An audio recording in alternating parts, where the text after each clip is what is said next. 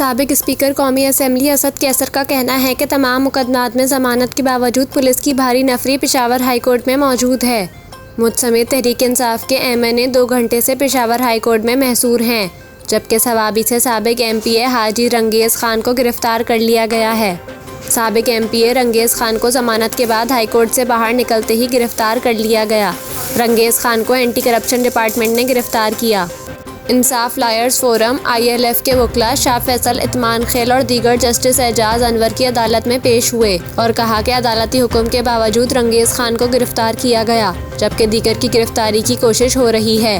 अदालत ने CCPO पेशावर को पेश होने का हुक्म जारी किया, जिस पर SSP coordination Peshawar high court में पेश हुए और बताया कि CCPO पेश नहीं हो सके क्योंकि वो शोधा तकरीबात में मसरूफ़ हैं।